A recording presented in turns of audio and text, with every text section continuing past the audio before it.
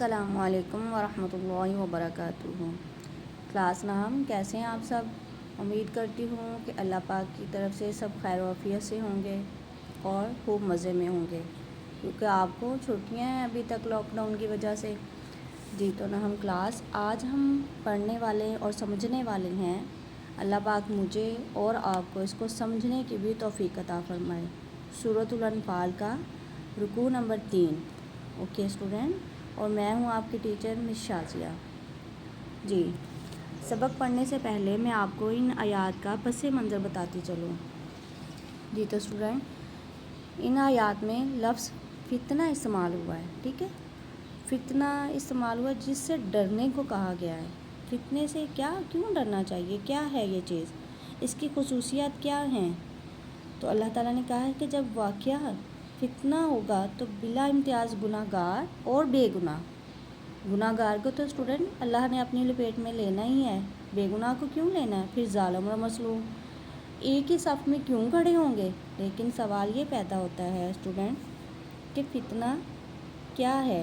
تو علماء کرام کی رائے میں وہ گناہ مراد ہیں جو اس قدر مہلک ہیں کہ ان کے اثرات صرف کرنے والوں تک ہی محدود نہیں رہتے بلکہ پورے معاشرے کو اپنی لپیٹ میں لے لیتے ہیں۔ تو ان کو روکنا سب کا فرض ہے، خاص طور پر وہ لوگ جو متقی اور پرہیزگار ہوتے ہیں اور اپنی تمام زندگی پارسائی کے باوجود اس فرض کی ادائیگی کرنے سے گریز کرتے ہیں، کیونکہ ان کو اپنی عزت بہت زیادہ عزیز ہوتی ہے۔ وہ کہتے ہیں ایسے لوگوں کے ہم نے کیا منہ لگنا ہے، یہ ہے وہ ہے، اپنے دماغ میں انہوں نے ایک یہی رائے بنائی ہوتی ہے۔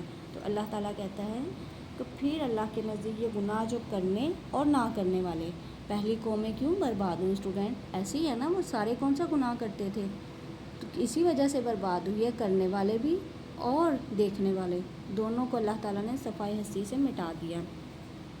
اور پھر نیکسٹ آیات میں اللہ تعالیٰ نے یہ دیکھے مسلمانوں کو ان کی حالت یاد کروائی ہے۔ اللہ تعالیٰ نے کہا ہے کہ وہ اپنی حالت یاد کرو جب وہ مکہ میں تھے، بے سر و سامانی کی حالت میں تھے، کمزور تھے اور بہت لوگوں سے ڈرتے تھے۔ ہر وقت انہیں خوف رہتا تھا کہ لوگ ان پر حملہ نہ کر دیں، اچک نہ لے جائیں۔ پھر اللہ تعالیٰ نے مدینہ منورہ میں تمہارے لیے ایک مستقل ٹھکانہ بنایا۔ جب مکہ میں تھے نا، ایسے ہی ہوتے تھے نا ہجرت سے پہلے، کہ کافر ان کو بہت زیادہ تنگ کرتے تھے۔ پھر ان کے دلوں میں اللہ تعالیٰ نے جب وہ مدینہ چلے گئے، پھر ان کے لیے ٹھکانہ بنایا، لوگوں کے دلوں میں محبت الفت ڈالی اور پھر تمہیں بھائی بھائی بنا دیا۔ پھر بدر کے موقع پر اللہ تعالیٰ نے انہی کے ذریعے، ٹھیک ہے، تمہیں قوت طاقت دی، تمہارے بڑے بڑے دشمنوں کو زیر کر دیا اور سب کچھ ان کو ختم کر دیا، اور تمہارے لیے انہی میں سے حلال اور پاکیزہ روزی بھی اللہ تعالیٰ نے دے دی، ٹھیک ہے، اور اپنی نعمتوں سے بھی مالا مال کر دیا۔ کیوں کیا؟ کیونکہ ہر وقت تم اللہ تعالیٰ کے شکر گزار بندے بنو۔ پھر ایک اس اور آیت میں، انہی آیات میں اللہ تعالیٰ نے اللہ اور اس کے رسول کی پیروی کے ساتھ ساتھ خیانت نہ کرنے کا، ٹھیک ہے، خیانت کس چیز کی خیانت ہے؟ اللہ تعالیٰ نے امانتوں میں بھی خیانت نہ کرنے کا حکم دیا ہے، اور اللہ تعالیٰ نے کہا ہے کہ میں اور میرا رسول جس چیز کا حکم دے اس کے خلاف بھی، اس کے احکام کی بھی خلاف ورزی نہ کرو۔ اگر زبان سے اپنے آپ کو مسلمان کہتے ہو تو کفار جیسے کام نہ کرو۔ اپنے نفس اور اپنے استعمال کی ہر وہ چیز جو اللہ تعالیٰ نے تمہیں دی ہے، اس میں دھوکے اور فریب سے نہ کام لو۔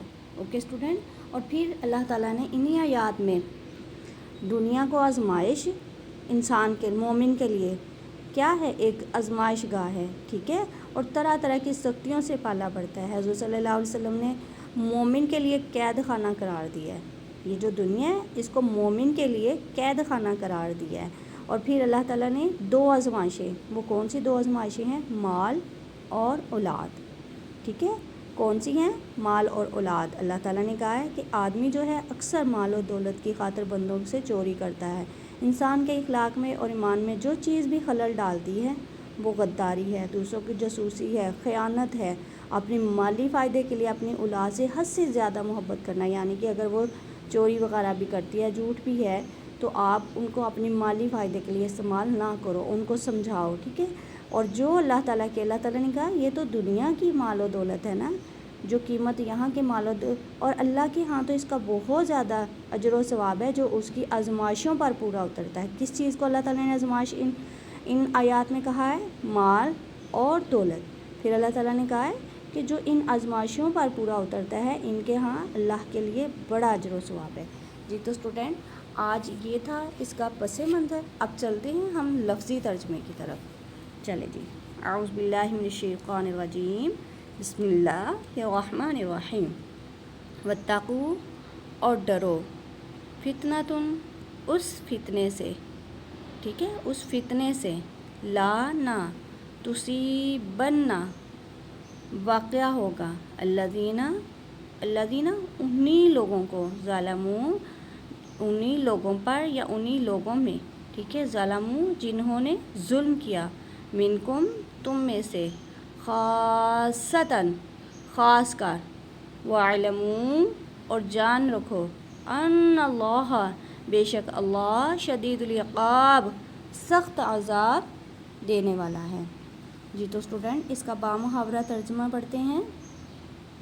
اللہ تعالیٰ نے کہا ہے اور اس فتنے سے ڈرو جو خصوصیت کے ساتھ انہی لوگوں پر واقع ہوگا جو تم میں سے گناہ گار ہیں، اور جان رکھو کہ خدا سخت عذاب دینے والا ہے۔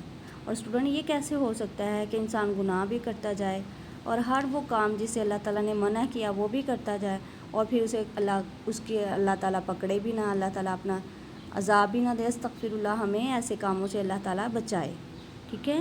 پھر اللہ تعالیٰ نے یہ دیکھو کہا ہے، مومنوں سے کہا ہے، وَاذْكُرُوا اور یاد کرو، اذ جب، انتم تھے تم، قلیلاً تھوڑے سے، جن کی مقدار کم ہوتی ہے نا، قلیلاً کم، یا پھر قلیل، قلیل کا مطلب ہی ہوتا ہے کم، تھوڑا، مستضعفون کمزور سمجھے جاتے تھے، فی الارض زمین میں، ٹھیک ہے، فی الارض کا کیا ہے، زمین میں، تخافون تم ڈرتے رہتے، تخافون تم ہر وقت ڈرتے رہتے، ان یہ کہ یتخطفکم اچک نہ لے جائیں۔ اسٹوڈنٹ یہ بہت ہی امپورٹنٹ آیت ہے اور اس میں سے MCQs ہیں ہمارے اور شارٹ کوسچن بھی ہیں، ٹھیک ہے۔ یہ آپ نے اچھے طریقے سے یہ جو آیت ہے یہ تینوں آیات جو ہے نا، بلکہ چاروں، یہ بہت زیادہ امپورٹنٹ ہیں۔ یہ آپ نے ان کے MCQs، شارٹ کوسچن اور لانگ بھی ان میں سے آ سکتے ہیں بورڈ میں بھی، ٹھیک ہے۔ یہ آپ نے اس طریقے سے آپ نے ان کو تیار کرنا ہے۔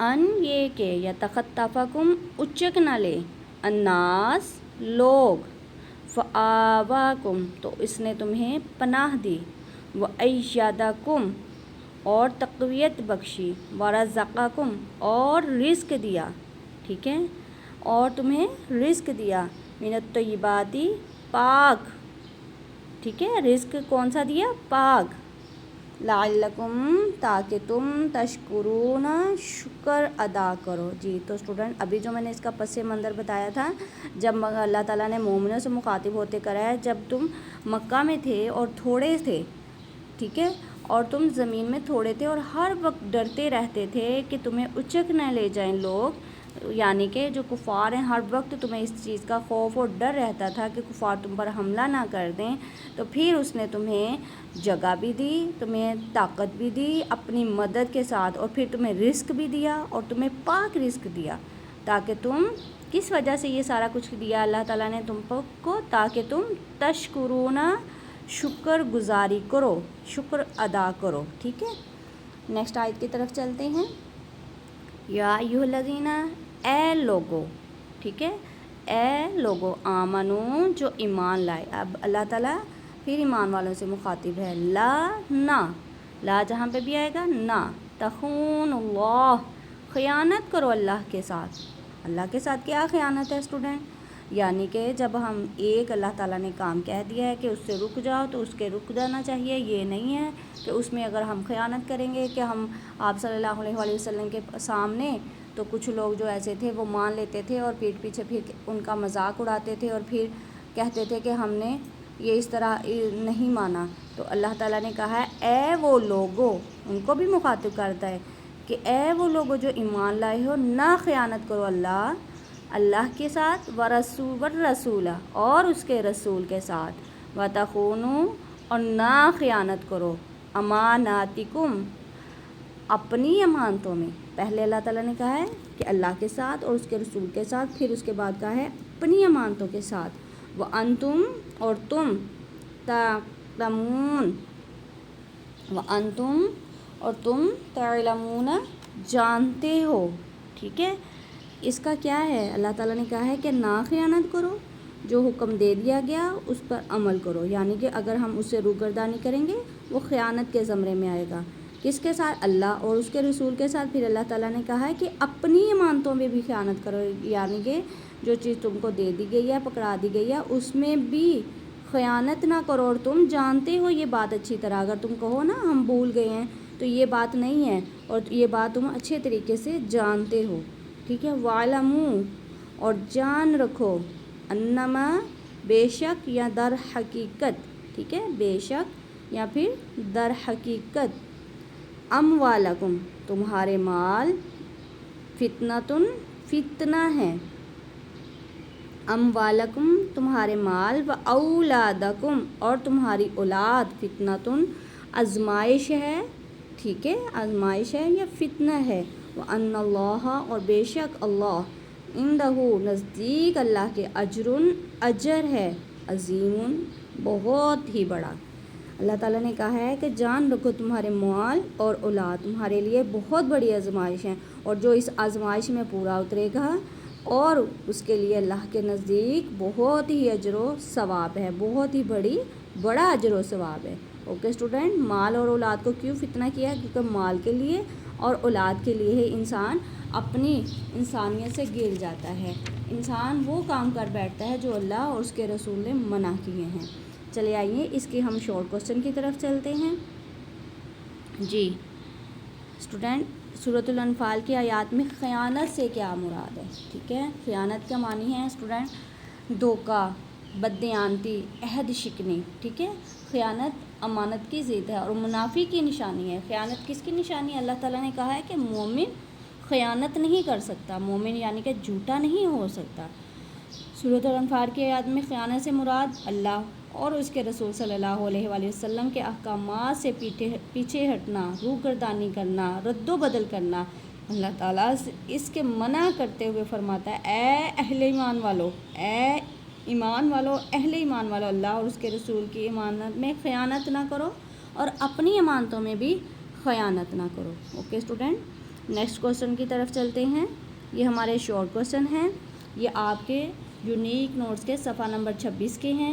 مال اور اولاد کے فتنہ ہونے سے کیا مراد ہے؟ مال اور اولاد کے ساتھ اسٹوڈنٹ ایک محبت انسان کا فطری عمل ہے. ٹھیک ہے، ایک فطری جذبہ ہے. مال اور اولاد کے فتنہ ہونے سے مراد اس کی محبت میں مشغول ہو کر ایسے کام کر جانا کہ انسان اس قدر محو ہو جاتا ہے ان کے کاموں میں کہ اللہ تعالیٰ کے احکامات کو بھلا دیتا ہے. ایسے شخص کے لیے مال اور اولاد فتنہ ہے. اللہ تعالیٰ مال اور اولاد کے ذریعے بندے کو آزماتا ہے کہ وہ بندہ مال اور اولاد کی محبت میں کھو کر اللہ تعالیٰ کے احکامات کی اور پیروی کرتا ہے یا نہیں. ٹھیک ہے، سورۃ الانفال میں کن چیزوں کو فتنہ قرار دیا گیا ہے؟ جی سورۃ الانفال میں ایسے مال اور ایسی اولاد کو فتنہ قرار دیا گیا ہے جن کی محبت میں مشغول ہو کر انسان احکام الہی سے غافل ہو جائے. ٹھیک ہے، قرآن کے مطابق فتنہ سے کیسے بچنا چاہیے؟ فتنہ سے مراد، یا جو اب میں نے آپ کو شروع میں بھی بتایا ہے، فتنہ سے مراد وہ مہلک گناہ ہیں، ایسے گناہ ہیں جن کے اثرات سے صرف ایک ہی انسان تک محدود نہیں رہتے بلکہ وہ پورے معاشرے کو اپنی لپیٹ میں لے لیتے ہیں. ان سے محفوظ رہنے کا یہی طریقہ ہے کہ ایسے گناہوں سے خود بھی بچنا چاہیے، اور جو لوگ ایسے گناہوں میں مبتلا ہیں تو ایسے گناہ کر رہے ہیں ان لوگوں کو ان گناہوں سے روکنا چاہیے. اگر ایسا نہ کیا تو خدا کے نزدیک انسان بہت زیادہ گناہ گار اور بے گناہ دونوں جو ہیں یکساں ہیں، یعنی کہ دونوں برابر مجرم تسلیم کیے جائیں گے. ٹھیک ہے، لا تخون اللہ کا معنی ہے تم خیانت نہ کرو. اوکے، اور ہجرت مدینہ کے جانے سے پہلے جو مکہ کے مسلمانوں کے بارے میں کیا بتایا؟ تو اللہ تعالیٰ نے فرمایا اس وقت کو یاد کرو جب تم زمین میں تھوڑے سے ضعیف سے کمزور سے سمجھے جاتے ہو، ڈرے رہتے تھے کہ تمہیں کہیں اچک نہ لے جائیں، تمہیں اڑا نہ لے جائیں اور تمہیں بے خوان و خمان نہ کر دیں. تو اللہ تعالیٰ نے تم کو جگہ دی، اپنی مدد سے تمہیں تقویت بخشی اور پاکیزہ کھانے کو چیزیں دی تاکہ تم اس کا شکر ادا کرو، شکر گزاری کرو. جی تو اسٹوڈنٹ یہ ہیں آپ کے ایم سی کیوز، یہ آپ کے جو ہے صفحہ نمبر یونیک کے 24 سے لیے گئے ہیں، کہ آپ ان کا اسکرین شاٹ لے کے ان کو یاد کر لیجیے گا۔ اللہ تعالیٰ مجھے اور آپ کو اس پر عمل کرنے کی توفیق عطا فرمائے۔ السلام علیکم ورحمۃ اللہ وبرکاتہ۔ اوکے اسٹوڈنٹ، اپنا بہت سا خیال رکھیے گا۔ اللہ حافظ۔